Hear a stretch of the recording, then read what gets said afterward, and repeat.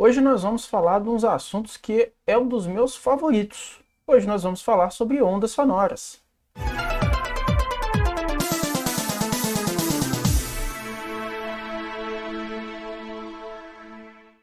Olá, meu caro estudante, seja muito bem-vindo. Eu sou o Guilherme, sou professor de Física.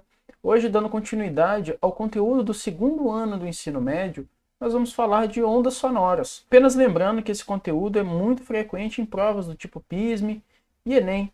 Então, se você está no segundo ano do ensino médio, se você está se preparando para alguma dessas avaliações, te convido a ficar conosco. Essa é a abordagem que a gente utiliza aqui nas nossas aulas, tá certo? Antes de continuar, gostaria de lembrar que aqui na descrição do vídeo tem material que você pode acompanhar a nossa aula, tá certo? Tudo que eu estiver falando vai estar completo nesse material, tá certo? Muito bem, vamos falar então sobre onda sonora, sobre som, né? Primeiro de tudo, a gente vai começar com uma definição. E o que é uma onda sonora?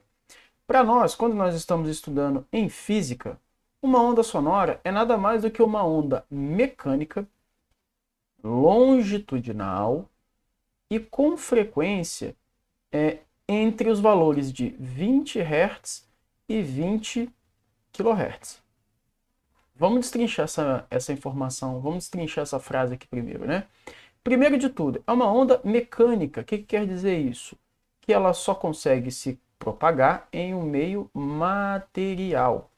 Então, a onda sonora é uma onda que só consegue se propagar se houver um meio material, seja sólido, líquido, ou vapor, ou gasoso, tá? A onda mecânica não se propaga na ausência de meio material. Ela se propaga no espaço apenas que tiver sido preenchido, tá? Então, voltam aqueles exemplos, né? Filmes de ficção científica, Star Wars, Star Trek, Alien, O Oitavo Passageiro, por aí vai. Qualquer filme de ficção científica que tem explosão no espaço e que você escute essa explosão, não está de acordo com o conhecimento físico, com o conhecimento científico. Afinal de contas, o som não se propaga no vácuo. Inclusive, uma observação aqui, o diretor Ridley Scott do primeiro filme do Alien, de 79, tem uma nota de produção em que questionam ele a respeito disso. Ele simplesmente argumenta, olha, tudo bem, eu posso fazer um filme mudo, mas ninguém vai achar interessante.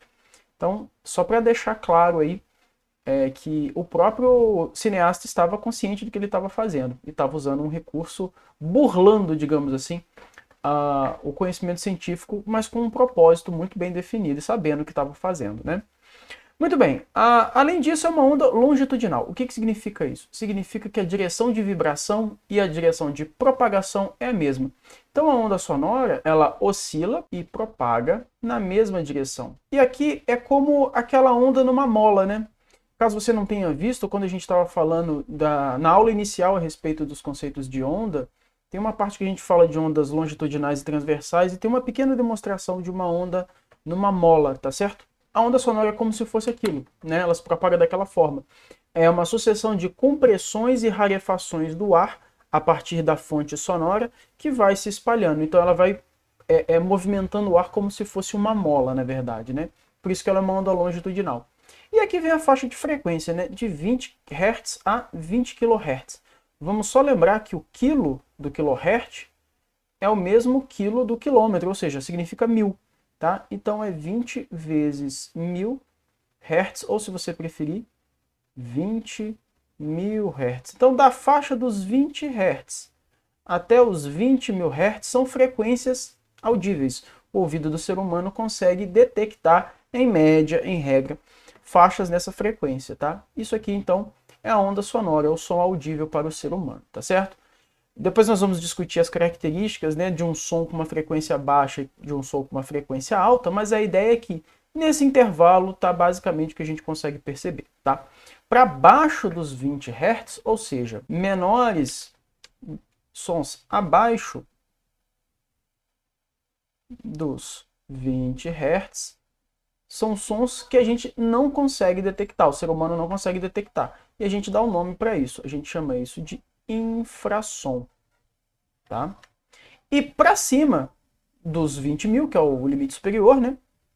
Sons acima dos 20.000 Hz ou dos 20 kHz, a gente dá o nome de ultrassom. Tá? então a gente dá o nome de ultrassom. É o mesmo ultrassom do aparelho de ultrassonografia, tá? Aqui vai a menção.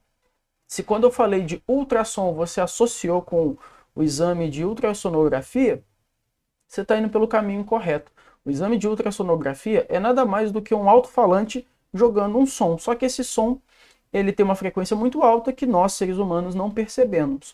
Porém, o equipamento ele é construído para detectar a onda que foi enviada, ou seja, o som que foi enviado, e o som que foi refletido pelo interior do corpo humano. Tá? E aí ele utiliza essa diferença, essa detecção dessas ondas para construir a sua imagem. Obviamente, nós não vamos discutir nem um pouco como que funciona esse tipo de aparelho. O objetivo aqui é apenas dizer que a essência do funcionamento do aparelho de ultrassonografia é utilizar uma onda sonora com uma frequência muito alta. Simplesmente isso, certo? Muito bem, vamos comentar um pouco a respeito da velocidade da propagação da onda sonora, tá? A primeira coisa que a gente destaca aqui é o seguinte: a velocidade do som ela vai depender, é até intuitivo isso, né? Vai depender do meio de propagação. Razoável que você suponha que a onda sonora se propague com mais facilidade a depender do meio onde ela esteja, tá? E em geral, em regra, o que a gente tem aqui, a velocidade do som nos sólidos, ela é mais alta do que a velocidade do som nos líquidos, que por sua vez é mais alta que a velocidade do som. Então, em ordem do que seria mais interessante, o som se propaga melhor em sólidos do que em líquidos, do que em gases, tá certo? E aqui tem dois comentários interessantes que a gente pode fazer, que o primeiro é o seguinte: é comum em alguns filmes, né, a cena de algum personagem tentar identificar, encostando o ouvido no chão, se algo vai acontecer, se tem um veículo se movimentando, tá? Isso é uma cena comum em alguns tipos de filme, tá? Ou você pode fazer isso dentro da sua casa, encosta o ouvido na parede da sua casa e observe, presta atenção na quantidade de ruídos que você vai perceber, tá? Digamos que o som é transmitido com muito mais facilidade no meio sólido, tá? E enquanto que o som que é transmitido pelo ar, você não escuta, você não percebe ele com tanta facilidade. A velocidade é diferente, tá? E o segundo exemplo que eu quero mencionar aqui é o caso do relâmpago versus o trovão, né? É comum em tempestades, né, que tenha incidência de raios minimamente considerável. Em alguns desses casos, é comum que você veja o clarão, ou seja, você enxergue o relâmpago, você veja o clarão da descarga elétrica acontecendo, e só alguns segundos depois você vai perceber, você vai escutar o estrondo, né? Só depois você vai escutar o ruído. Isso acontece justamente por causa da diferença de velocidade de propagação, tanto do som quanto da luz, já que nós sabemos que a velocidade da luz é muito maior do que a velocidade do som, especialmente no ar, né? Só para a gente ter uma noção, a velocidade de propagação, a velocidade de propagação do som no ar é aproximadamente aí 340 metros por segundo. Uma última menção antes da gente seguir, e aqui eu não vou detalhar em absolutamente nada, em aviação, por exemplo, é muito comum que se utilize um negócio que se chama número de Mach, tá? Aeronaves que estão voando em Mach 2, Mach 1.5, Mach 1.6. O que significa isso? Significa quantas vezes a velocidade do som aquela aeronave está se deslocando. Tem algumas consequências a depender do valor dessa velocidade, mas eu não quero destacar, não quero detalhar esses casos aqui não, tá? O importante é só, fica aí como curiosidade apenas a informação de que o termo Mach é utilizado justamente como uma referência à velocidade do som naquele determinado meio. Muito bem, vamos às qualidades fisiológicas do som, né? O que é isso aqui? Isso aqui são três importantes formas que a gente tem para poder classificar os sons, tá? E a gente classifica o som de acordo com a sua intensidade, a gente classifica o som de acordo com a sua altura e a gente classifica o som também de acordo com o timbre. E isso aqui no mundo real, digamos assim, né? Isso aqui no mundo da pesquisa, no mundo até da arte, né? Se você for pensar de maneira como um pesquisador das manifestações artísticas, ou mesmo como um instrumentista, como um músico, né? Você tem muito campo para pesquisa e para estudo em cada um desses três itens aqui, tá? Ou no conjunto dos três, tá? O estudo da acústica é algo que tem diversas aplicações em diversas circunstâncias, tá?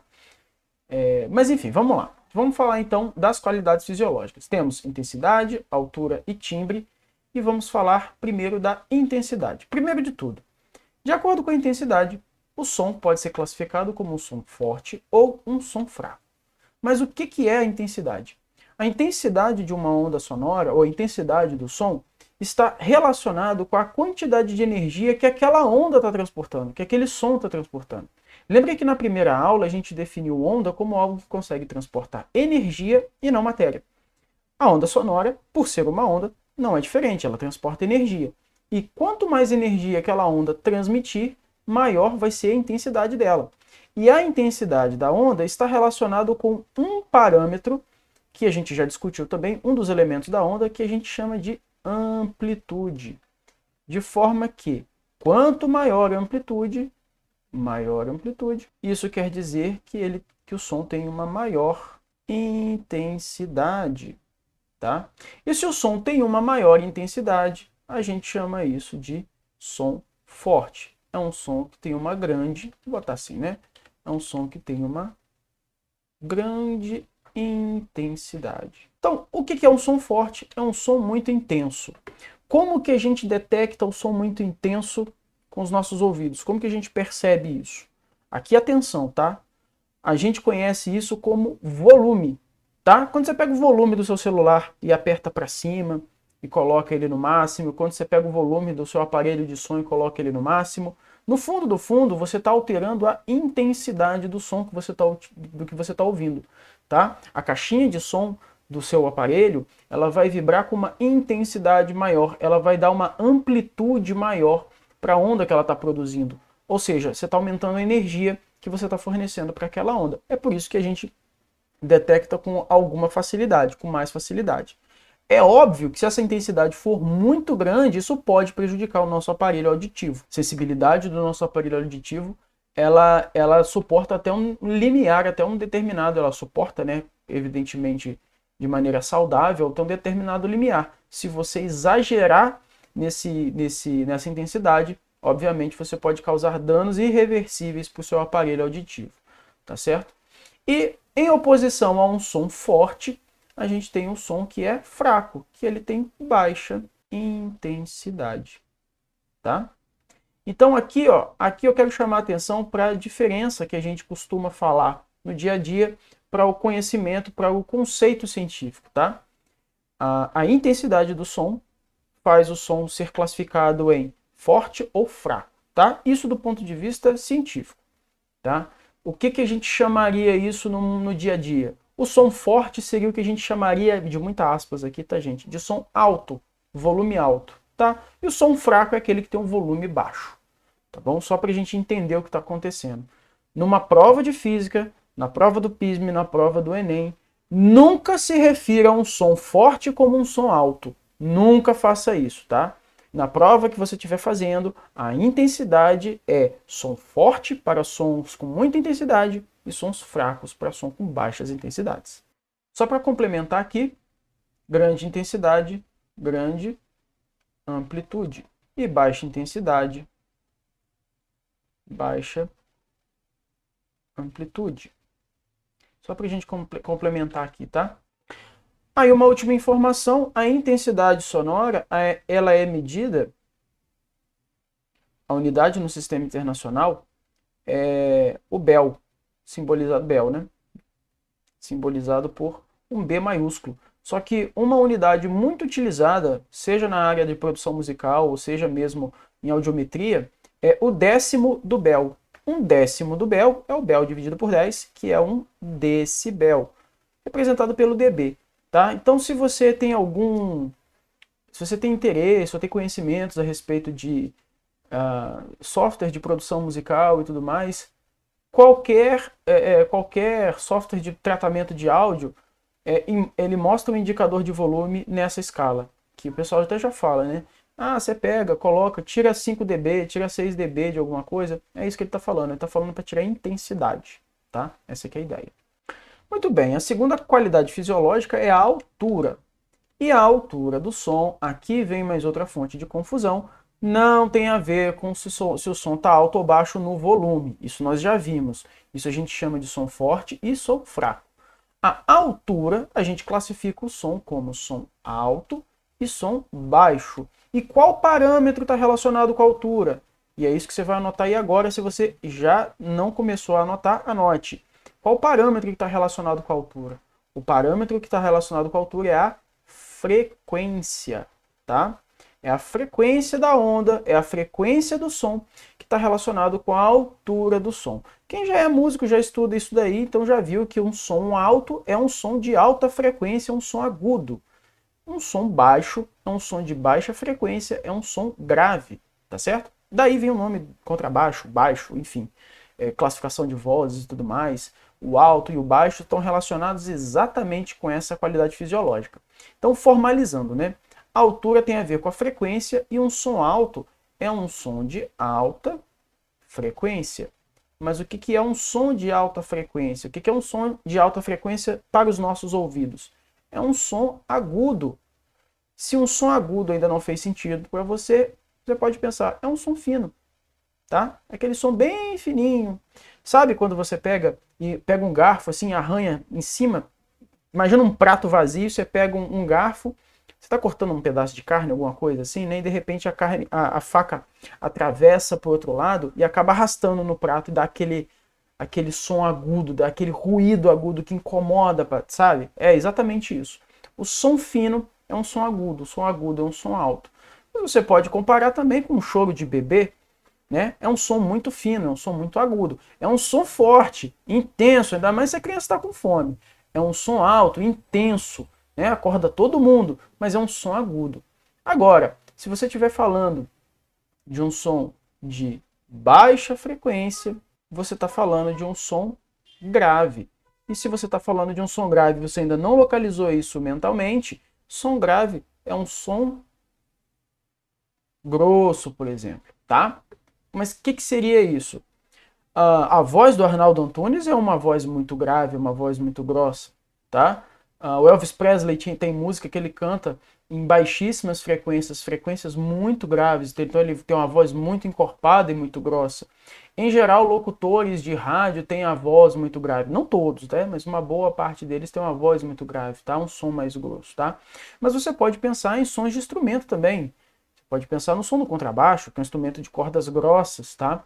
Você pode pensar no piano, pega as primeiras teclas do piano, é um som muito grave, tá? É um som mais fechado, tá? Então, essa é a ideia da divisão, da classificação do som de acordo com a altura. A última qualidade que eu quero comentar aqui com vocês é o timbre. E o timbre, na verdade, a gente não classifica em categorias A, B e C e tal. Do ponto de vista físico, não, tá? O que é o timbre? Então, eu vou primeiro escrever aqui para vocês anotem a definição ou com o que está relacionado a classificação de acordo com o timbre, e depois a gente discute, conversa um pouquinho sobre isso. O timbre, ele primeiro, você pode dizer o seguinte, que ele está relacionado com a forma da onda. E aqui eu vou colocar a forma da onda, a forma entre aspas, tá? Por que isso? Pelo seguinte, você só sabe essa forma dessa onda quando você analisa a onda sonora através de algum tipo de aparelho, tipo um osciloscópio, tá? Então você converte o sinal sonoro para outro tipo de sinal e isso produz uma imagem para você interpretar. E quando você interpreta essa imagem, você tem um perfil de onda diferente, tá? Então por isso que eu coloquei a forma entre aspas. Mas o que quer dizer isso para nós aqui, né? Independente de visualização ou não. O timbre está relacionado com aquela característica que o ouvinte consegue perceber quem que está emitindo aquela onda, aquele determinado som. Mais ou menos assim. Eu, você, seus pais, seus avós, nós podemos ler o mesmo texto, uma frase. Nós podemos até falar a mesma palavra. Mas você vai saber identificar a voz de quem que está emitindo cada uma dessas palavras. Tá? É mais ou menos essa a ideia. A minha voz é diferente da sua. Se eu falar uma palavra e você falar a mesma palavra com a mesma intenção, com a mesma entonação, com a mesma intencionalidade, dá para diferenciar que uma voz é minha e a outra voz é sua. Tá? Exemplos melhores vêm na música, né? Você pode ter, por exemplo, dois instrumentos emitindo exatamente a mesma nota, exatamente na mesma frequência, e você vai conseguir identificar que um instrumento é diferente do outro. Essa diferenciação se dá por causa dessa característica, por causa dessa qualidade que a gente dá o nome de timbre. Inclusive, mais uma vez, gente, não tem como eu não fazer referências à música aqui o tempo todo, tá? Até porque é o que eu acho mais simples e mais fácil para que vocês localizem aí nos exemplos de vocês. Né? Para quem é músico, para quem é tecladista especificamente, uma das características que o tecladista busca em um teclado, em um equipamento, né? Vamos pegar aqui o teclado arranjador como exemplo, é a quantidade de timbres que ele tem. Ou seja, quantos sons diferentes ele consegue produzir, quantos instrumentos diferentes ele consegue imitar. Vamos colocar muito entre aspas, que não é assim que funciona, né? Mas essa que é a ideia. O timbre, então, é o som que está relacionado com a fonte que a emite. Então, uma outra forma de você falar isso, uma outra coisa que você pode anotar, né? Você pode anotar o seguinte: é a característica que identifica a fonte do som, tá? A nota está sendo executada por um piano, por um baixo, por um violão, por uma flauta. Que tipo de flauta? Por um trombone? Por aí vai.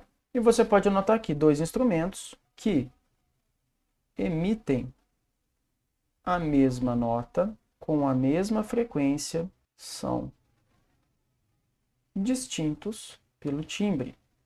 Tá? Uma outra informação interessante. Tá?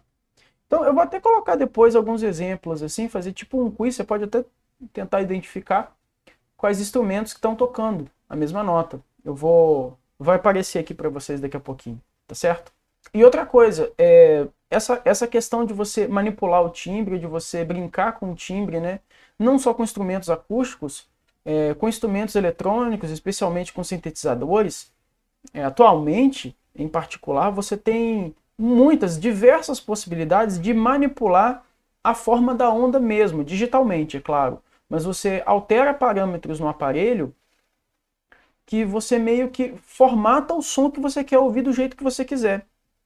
Então, por exemplo, quem gosta de música eletrônica e conhece uns dubstep da vida, ou coisas desse tipo, são produções que trabalham basicamente com alteração de timbre e muito rapidamente. Então você vê sons de sintetizadores que são muito, entre aspas, muito esquisitos, diferentões assim, e pode dar um resultado bem interessante. Então é uma área que dá para mergulhar de vários pontos de vista, tanto do ponto de vista científico, para entender o que está acontecendo ali, como para poder desenvolver ou aplicativo de instrumento virtual, ou mesmo instrumentos de verdade, né, sintetizadores e algo do tipo, para entender os algoritmos que rodam ali por trás, ou mesmo no hardware para poder produzir um determinado som, né, ou então mesmo como forma artística, né, para você explorar sonoridades na sua produção artística. Então, assim, é um campo que é bastante interessante e vastíssimo. Então dá para mergulhar bastante aí. Muito bem, então com isso a gente conclui essa aula sobre ondas sonoras. Eu agradeço você que chegou aqui até o final e já aproveito e gostaria de pedir para que você faça essa atividade, como sempre, né? Escreve em 2, 3 frases assim a ideia, o conceito, aquilo que mais te chamou a atenção de tudo que a gente discutiu durante a aula de hoje. Não deixe de fazer, escreve, usa suas palavras de forma concisa, aí no seu caderno mesmo, no seu material de estudo, faz essa anotação, deixa registrado. Se você quiser, obviamente, sinta-se à vontade, compartilhe conosco aqui na seção de comentários, é sempre muito bom para que a gente troque uma ideia, complemente e enriqueça as discussões, sempre melhorando o aprendizado e a fixação do conteúdo, tá certo? Então é isso, eu espero ter ajudado, forte abraço, cuide-se bem.